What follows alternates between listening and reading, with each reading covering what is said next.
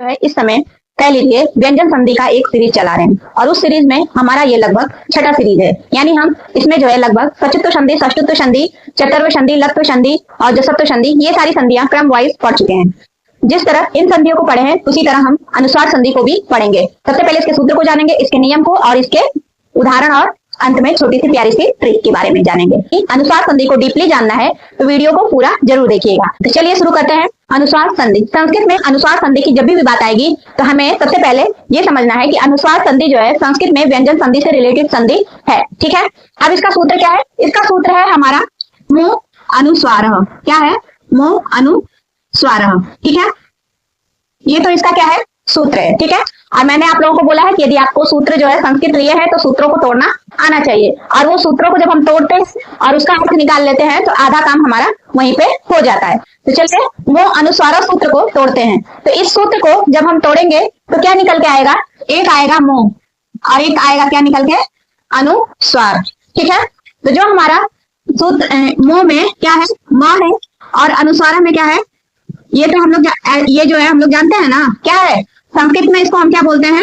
अवग्रह चिन्ह बोलते हैं। क्या बोलते हैं? अवग्रह चिन्ह बोलते हैं। और इस एस का मतलब क्या होता है? अ होता है। क्या होता है? अ होता है। तो यानी यहाँ से लेके यहाँ तक करेंगे तो हमारा क्या हो जाएगा? अनुस्वार निकल के आएगा। क्या निकल के आएगा? अनुस्वार। ठीक है, इतनी बात समझ में आ गई आप लोगों को? तो अब इस जो है हमारा जब इस सूत्र को तोड़ते हैं तो हमारा क्या निकल के आएगा? म निकल के आएगा, और क्या निकल के आएगा? अनुस्वार। यानी इस सूत्र के अनुसार म किस में बदल जाएगा? अनुस्वार में बदल जाएगा। किस में बदलेगा? अनुस्वार में। और अनुस्वार का चिन्ह क्या होता है? ऐसे होता है। ठीक है, ऐसे होता है। अब जैसे हम चांद लिखते हैं हिंदी में, आप लोग देखते हैं जैसे चांद लिखते हैं कि नहीं लिखते हैं? तो ये क्या है? अनुस्वार का चिन्ह है। ठीक है, लेकिन इसमें संस्कृत में क्या होता है कि यही चिन्ह जो है, अब जैसे ग्रामम लिखे तो यहाँ बिंदी जो लग गई ऊपर, ये क्या है?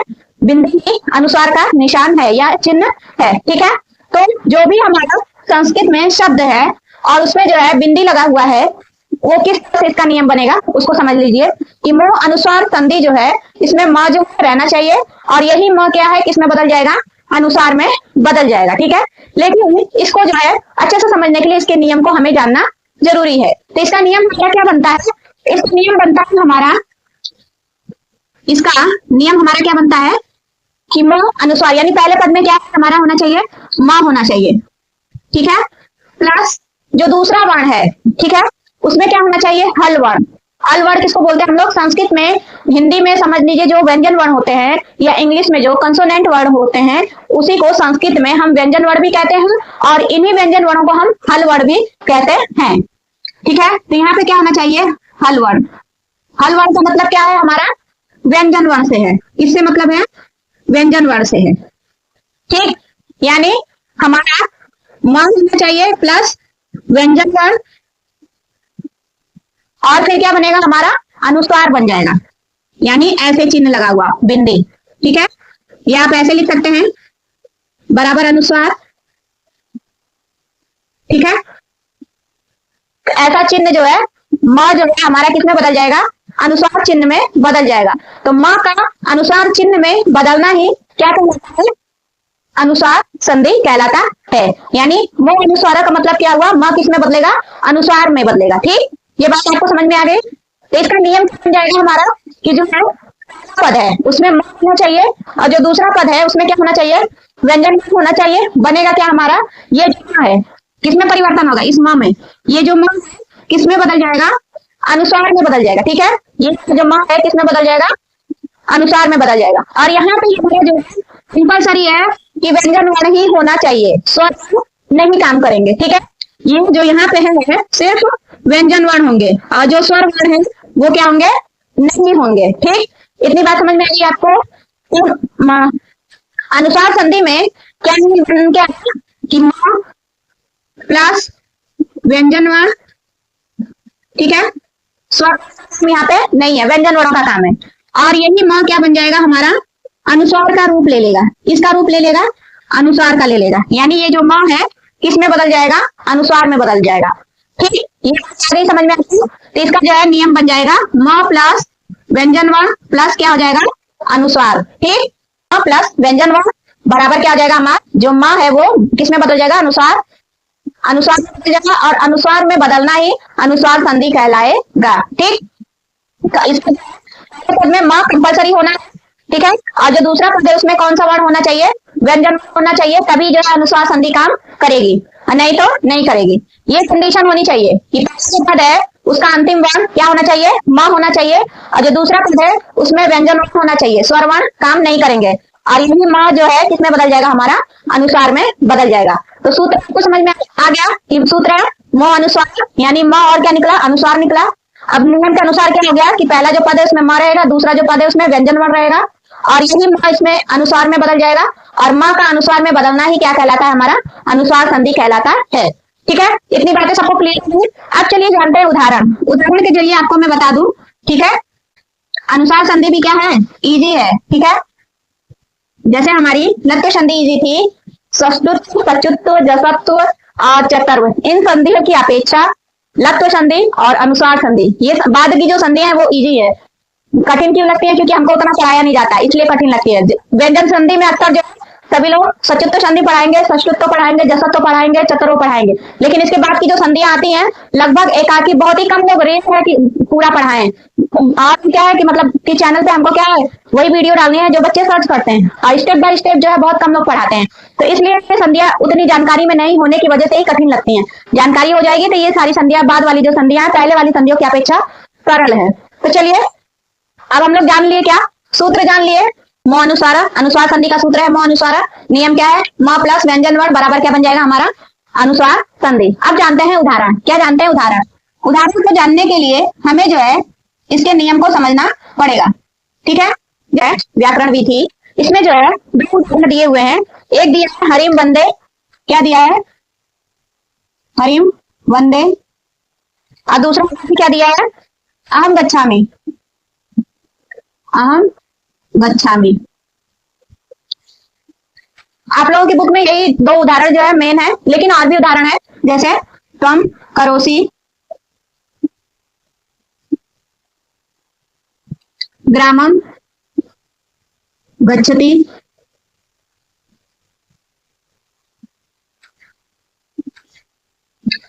आप लोगों को ये बिंदी दिख रही है, ये जो बिंदी है माँ है, ठीक है, लेकिन जब अनुस्वार संधि हुई है तो ये जो बिंदी जो माँ है किसमें बदल गया है, बिंदी में बदल गया है, यानी अनुस्वार संधि में बदल गया है। तो चलिए हम लोग जानते हैं कि जब भी बिंदी होती है तो उसमें हमारा दो पद होता है, पहला पद, ठीक है, और पहले पद का हम कौन सा वर्ण लेते हैं, आखिरी लेते हैं, कौन सा लेते हैं, आखिरी वर्ण लेते हैं, ठीक है, प्लस फिर क्या, दूसरा पद क्या होता है, दूसरा पद, और दूसरे पद में हम कौन सा वर्ण लेते हैं, पहला वर्ण, कौन सा वर्ण लेते हैं, पहला वर्ण। अब ये जो उदाहरण है हरिम वंदे, कौन सा उदाहरण है, हरिम वंदे, इस हरिम वंदे शब्द को जब हम तोड़ेंगे तो हमारा क्या बनेगा, एक शब्द बनेगा हरिम, क्या बनेगा, हरिम, ठीक है, और दूसरा शब्द क्या बनेगा हमारा, वंदे। इजी है, अनुस्वार संधि नाम भले कठिन है लेकिन क्या है, इजी है, बस माँ किसमें बदल जाएगा, बिंदी में बदल जाएगा। ये जो माँ है किसमें बदल जाएगा, बिंदी में बदल जाएगा, और हमारा शब्द क्या बन जाएगा, अब जैसे हरिम था, अब जब ये बिंदी में बदला है तो ऐसे लिखा जाएगा। अब ये हरिम ऐसे भी लिख सकते हैं, ऐसे भी लिख सकते हैं, तो ये हरिम था, लेकिन जब संधि हुई है तो ये जो अनुस्वार में बदल गया, और अनुस्वार में बदलने की वजह से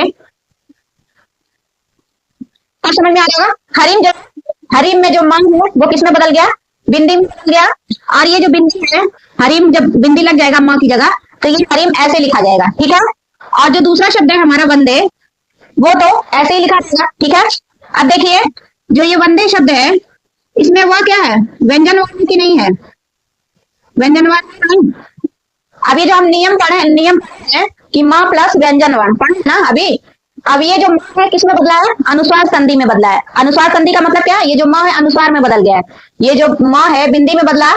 आम बोलचाल की भाषा में हम इसको बिंदी बोलते हैं, लेकिन यदि संस्कृत की भाषा में बोला जाए तो इसको क्या बोलते हैं हम लोग, अनुस्वार बोलते हैं। तो यानी इस माँ का अनुस्वार में बदलना ही क्या कहलाता है, हमारा अनुस्वार संधि कहलाता है। तो नियम क्या है कि जो दूसरा वो व्यंजन वर्ण है, यहाँ पे वंदे का हुआ क्या व्यंजन वर्ण है, ये नियम पर पूरा कर रहा है। और पहले पद में माँ होना चाहिए, माँ है पहले पद में, हरीम जब हम लिखे हैं तो इसमें माँ है, बस यही माँ क्या है, बिंदी का रूप ले लेगा। और उनको जो है उदाहरण है, समझ में आ गया होगा। तो दूसरा उदाहरण भी समझा देती हूँ ताकि आप लोगों को समझ में आ जाए। अब दूसरा हमारा अहम गच्छामि, क्या है? अहम गच्छामि।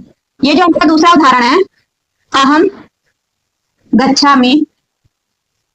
अहम मीन्स मैं, गच्छामि मीन्स जाता हूँ। तो यहाँ पे ये जो गच्छामि है क्या है, वर्तमान काल का वाक्य है, ठीक है, यानी लट लकार का रूप है। अब ये जो अहम है, अहम गच्छामि, इसको जब हम तोड़ेंगे तो ये जो अहम है, अहम में ये जो बिंदी लगी है ये अनुस्वार की बिंदी है। और जब इसको हम संधि रूप में लिखेंगे, जब हम इसको तोड़ेंगे यानी संधि रूप में लिखेंगे तो ये जो अहम है ऐसे लिखा जाएगा, ठीक है, समझ में आ गई बात। अब जो दूसरा शब्द है गच्छामि, वो भी ऐसे ही लिखाएगा पूरा का पूरा। अब नियम क्या है कि जो पहला पद है उसमें क्या होना चाहिए, माँ होना चाहिए, और जो दूसरा पद है उसमें क्या होना चाहिए, व्यंजन वर्ण होना चाहिए। तो ये जो हमारा अहम है, इसमें जो अहम में माँ है, पहला नियम फॉलो कि जो शब्द है अहम उसमें माँ है अंत में, और जो ये दूसरा पद है वो ये व्यंजन वर्ण है कि नहीं है, यहाँ पे माँ भी है, और जो दूसरी कंडीशन है कि व्यंजन वर्ण होना चाहिए वो भी है। तो आपके अनुसार संधि लागू हो गई। अब ये जो अनुसार संधि जब लागू हुई है तो यहाँ पे जो व्यंजन वर्ण है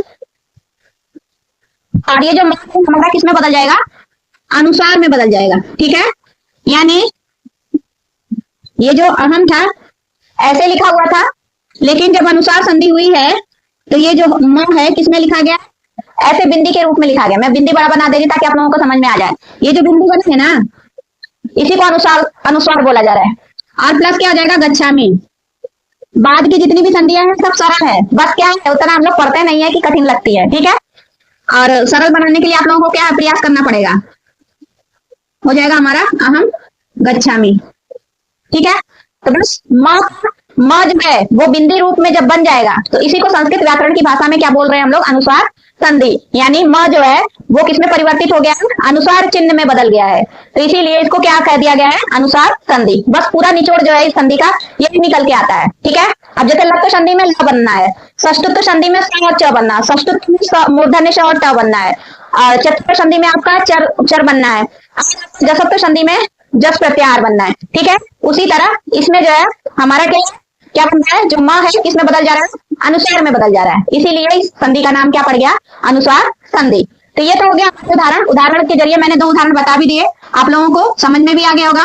अब चलिए जानते हैं ट्रिक। क्या जानते हैं, ट्रिक, ठीक है। हमारी ट्रिक आती है, क्या बन जाएगी हमारी, चलिए इसको भी समझ लेते हैं कि इसकी ट्रिक बनेगी हमारी कि शब्द के बीचों बीच, यानी जहां से शब्द को तोड़ते हैं, वैसे तो इसमें सारे शब्द क्या अलग अलग ही है, आप ऐसे समझ लीजिए। पहले पद शब्द के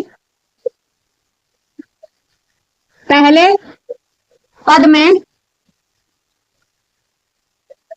अनुस्वार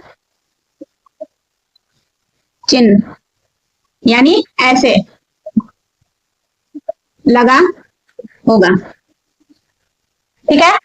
ऐसे भी समझ सकते हैं आप, ऐसे भी समझ सकते हैं, शब्द के बीचों बीच।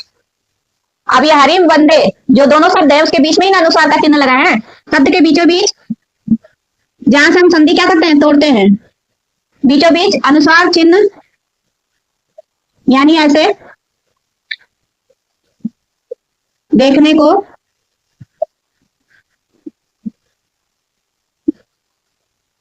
अरे बात आपको जैसे समझना वैसे समझिए। यदि इस तरीके से आपको इजी लग रहा था ऐसे समझिए, इस तरह से समझ में आ रहा था इस तरह से, मैंने दोनों तरफ से लिख दिया, ठीक है।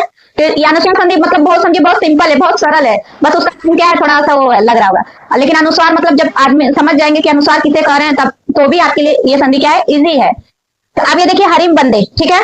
ये जो हरिम बंदे शब्द है इसमें जो बिंदी है, यानी जो पहला पद है, हरिम क्या पहला पद हुआ, बंदे क्या हुआ दूसरा पद हुआ। अब इस ट्रिक के अनुसार पद में अनुसार चिन्ह लगा होगा। तो ये जो पहला पद है, अहम है, ग्रामम है, त्वम है, ये सब क्या है, पहला पद है। अब इसमें बंदे, गच्छामि, करोसी, गच्छति, ये क्या है, दूसरा पद है, ठीक है। तो पहले पद पे हमें अनुसार चिन्ह देखने को मिल रहा है, ठीक। तो ये जो है हमारी ट्रिक क्या है, समझ में आई। अब इसको भी समझ लीजिए, शब्द के बीचों बीच अनुसार चिन्ह देखने को मिलेगा। अब इसके अनुसार क्या है कि जो शब्द है, अब जैसे हरिम बंदे, पूरा शब्द क्या है हमारा, हरिम बंदे, ठीक। अब हरिम बंदे को देखेंगे तो बस ये क्या है, बिंदी जो है किसमें बदल जाएगी, म में बदल जाएगी। यहाँ पे जो हरीम बंदे है, तो इसका बीच का शब्द क्या है? हरीम। हरीम एक शब्द हो गया, और बंदे भी क्या हो गया? दूसरा शब्द हो गया। और बीच में बिंदी दिख रही है कि नहीं दिख रही है? हरीम बंदे को एक साथ लिखेंगे यदि, तो हमारा वैसे एक साथ लिखना नहीं है ना, लेकिन बीचों बीच क्या आप बिंदी जो है अनुसार का जो चिन्ह है वो बीच शब्द के बीचों बीच दिख रहा है कि नहीं दिख रहा है, मैं ये समझाना चाह रही हूँ। ठीक है, मतलब हरीम बंदे पूरा शब्द लेंगे तो इसमें बिंदी अनुसार बीच में ही ना दिख रहा है। ह पे तो दिख नहीं रहा है, द पे तो दिख नहीं रहा है, बीच में ही है ना। ऐसे ही आम गच्छामी में अ पे नहीं है, म पे नहीं है, ये और म क्या है? किनारे किनारे के हैं, बीच में हीन है। यही बात मैं समझा रही। ठीक है, आई होप हम लोगों को जो अनुसार संधि जो है समझ में आई होगी। तो चलिए इसका फटाफट हम लोग रिवीजन कर लेते हैं कि अनुसार संधि जो है हमारी संस्कृत व्याकरण में व्यंजन संधि का एक प्रकार है। ठीक है, दूसरा क्या है? इसका सूत्र है मो अनुस्वार। ठीक है, मो अनुस्वार का मतलब क्या है? म और अनुसार, यानी म किस में बदल जाएगा? अनुसार में बदल जाएगा। म का अनुसार में बदलना ही, इस आधार पे ही इस संधि का नाम पड़ गया है अनुसार संधि। ठीक, अब इसका नियम क्या है? नियम इसकी ये कहता है कि जो पद है उसमें म होना चाहिए। म कंपलसरी है, यदि म नहीं है तो अनुसार संधि में वो नहीं जाएगा। ठीक, तो जो पहला पद है उसमें अनुसार संधि कब होगी? कि जब पहला पद म होना चाहिए, और जो दूसरा पद है उसमें का जो वर्ण है पहला, वो पहला वर्ण होना चाहिए, व्यंजन वर्ण होना चाहिए, स्वर नहीं होना चाहिए। यानी अनुसार संधि में व्यंजन वर्ण काम करेगा, स्वर काम नहीं होगा। ठीक, कि बनेगा क्या? ये जो ये अनुसार के रूप में बदल जाएगा, यानी म का बिंदी रूप में बदलना ही अनुसार संधि कहलाता है। तो ये जो है इसका उदाहरण है हरिम बंदे, अहम गच्छामि, त्वम करोसि, ग्रामम गच्छति। ऐसे भी और भी उदाहरण मिलेंगे, गिने चुने हैं, कोई खास ज्यादा नहीं है, लेकिन क्या है फिर भी इसको पढ़ना सही है। अब इसकी ट्रिक क्या है कि शब्द में जो है हमें क्या अनुसार का चिन्ह मिलेगा, या शब्द के बीचों बीच अनुसार का चिन्ह देखने को मिलेगा। दोनों ट्रिक मैं बता दी हूँ आप लोगों को, जैसे सहूलियत होगी, जैसे इजी लगेगा उस तरह से आप लोग समझिएगा। ठीक है, मैंने अपने तरफ से पूरा प्रयास किया कि अनुसार संधि आप लोगों को समझ में आ जाए। तो आप लोगों को मैं बता देना चाहती हूँ कि मैंने जो है संस्कृत में व्यंजन संधि का जैसे मैं स्टेप बाय सीरीज पढ़ा रही हूँ, वैसे ही स्वर संधि का भी मैं सीरीज वाइज जो है वीडियो डाल चुकी हूँ। आप लोग यदि पहली बार आए हैं तो उस स्वर संधि वाले सीरीज को भी आप लोग पूरा देख लीजिएगा। प्लेलिस्ट भी है, लॉन्ग वीडियो भी है, शॉर्ट वीडियो भी है। आप लोगों को जैसे पढ़ना है, जैसे संस्कृत को सरल बनाना है वैसे बनाइए। ठीक है, मैं अपनी तरफ से जितना पूरा कोशिश कर रही हूँ कि आप लोगों को संस्कृत जितना सरल हो सके उतना सरल में बना के आप लोगों को प्रस्तुत कर सकूं। तो मैं अंत में आप लोगों से यही कहना चाहूंगी कि वीडियो थोड़ी भी अच्छी लगी होगी, आप लोगों को हेल्पफुल लगी होगी, इन्फॉर्मेटिव लगी है, तो चैनल को जो है सब्सक्राइब कर लीजिए, और संस्कृत को और भी इजी वे में समझने के लिए बेल आइकन को दबा लीजिए, ताकि जो भी मैं वीडियो डालूं उसका नोटिफिकेशन आप तक पहुंच सके। और जो आपके अगल बगल के हैं, यार दोस्त मित्र जो भी कह लीजिए रिलेशन के हैं, या जिसे आप जानते हैं कि हाँ ये बच्चा संस्कृत लिया है, इसको जरूरत है ऐसी इजी सरल वीडियो की, उन तक इस चैनल को जरूर शेयर करिएगा, और वीडियो को भी शेयर करिएगा, चैनल के बारे में भी बताइएगा उनको, ताकि वो भी सब्सक्राइब करें और संस्कृत जो उनको कठिन लग रही है वो कठिन ना लगे। ठीक है, और कमेंट करके आप लोग जरूर बताइएगा कि आप लोगों को वीडियो कैसी लग रही है। ठीक है, और आप लोग कहाँ से देख रहे हैं ये भी मैं जानना चाहती हूँ, ताकि मुझे भी मतलब प्राउड फील हो कि हाँ मैं जो बता रही हूँ पढ़ा रही हूँ लोगों तक जो है पहुंच रहा है, तो उन लोगों को भी समझ में आ रहा है, अच्छा लगता है, मतलब मोटिवेशन मिलता है। आप लोगों का कमेंट, आप लोगों का लाइक, आप लोगों का सब्सक्राइब मतलब हमारे अंदर क्या करता है, मोटिवेशन पैदा करता है कि हाँ और वीडियो बनाओ, क्योंकि कोई ना कोई देख रहा है। अब अभी मेरे सब्सक्राइबर जो है 66 ही है, यानी 66 ही है, लेकिन मन में ये रहता है कि चलो नहीं जाता है तो 66 लोग जो मुझे देख रहे हैं वो लोग वीडियो का इंतजार कर रहे होंगे, उन लोगों के लिए बना रही हूँ। ये नहीं कि 6000 हो गए चाहे 6 मिलियन हो गए तभी हम बना रहे हैं, नहीं। तो ये मतलब जो लोग भी हैं उन लोगों को तो मैं सबसे पहले तहे दिल से जो है धन्यवाद देना चाहूंगी कि वो लोग मुझे सपोर्ट किए हैं, आगे भी लोग करेंगे ही, जैसे जैसे जुड़ेंगे, जैसे जैसे जानेंगे, क्योंकि धीरे धीरे ही आदमी जानता कि हाँ भाई हमारे गाँव में या हमारे शहर में या हमारे यूट्यूब चैनल पे कोई आया है संस्कृत पढ़ा रहा है हम लोगों के लेवल का। तो वो भी चीजें है कि थोड़ा भाई जानकारी भी नहीं रहती है, तो जानकारी भी यदि मिल जा रही है तो आप लोग पीछे मत हटिए, संस्कृत को इजी बनाने के लिए मुझसे जरूर जुड़िए। तो मिलते हैं अगली वीडियो में, तब तक के लिए आप लोग स्माइल करिए, माइंड को पॉजिटिव रखिए, और आप लोगों का अपना जो भी लक्ष्य है उसको जरूर पूरिए। मैं स्माइल करने के लिए सिर्फ बोलती हूँ क्योंकि हमारी जो लाइफ है कहीं ना कहीं स्ट्रगल भरी होती है, और स्माइल करने से क्या होता है कि हमारा माइंड पॉजिटिव होता है। अभी हम मतलब मान लीजिए कि हम दुखी हैं और हम और भी मतलब उसी चीज के बारे में सोचें तो क्या होता है, और भी हम उसके अंदर घुसते चले जाते हैं और भी सैड होते जाते हैं। तो सैडनेस से बाहर निकलने के लिए हमें क्या करना है, स्माइल करना है। स्माइल करने से फिर हमारा जो माइंड का प्रोग्राम होता है वो चेंज हो जाता है, और जब प्रोग्रामिंग चेंज हो जाती है तो हमारा माइंड जो है दूसरा काम करने लगता है, उस पे जो उस सैडनेस से बाहर निकल के दूसरी चीज की ओर हमें इफेक्ट करता है, और हमें आगे बढ़ाने के लिए क्या है, खुद हमारा माइंड ही प्रेरित करता है। तो जब तक सबसे बड़ा मोटिवेशन जो है अपने आप को करना पड़ता है, किसी का भी मोटिवेशन हमें 1 दिन 2 दिन 3 दिन यही कर सकता है, लेकिन जब हम खुद से मोटिवेट होते हैं तो दुनिया के ताने या कह लीजिए दुनिया की जैसी की तैसी कुछ भी हो जाए, लेकिन जो हमारा मोटिवेशन अपना होता है, खुद के लिए होता है, खुद से होता है, वो हमें कभी हारने नहीं देता है, वो हमें सिर्फ आगे ही बढ़ाता है। तो खुद से मोटिवेट होइए, किसी के कहने पे या कोई हमें आके शाबाशी देगा, कोई हमको जो है दुलारेगा कि नहीं भैया तुम ये कर लो वो कर लो, कुछ नहीं। बस अपना ये दिमाग में बैठा ले कि हाँ लाइफ मिली है तो लाइफ में कुछ ऐसा करके गुजर जाना है कि जब आने वाली जो जनरेशन है वो याद करे कि हाँ इस आदमी ने ये काम हम लोगों के लिए बेटर देन बेस्ट करके गया है। तो ऐसी लाइफ बनाने की कोशिश कीजिए। तो बाय बाय।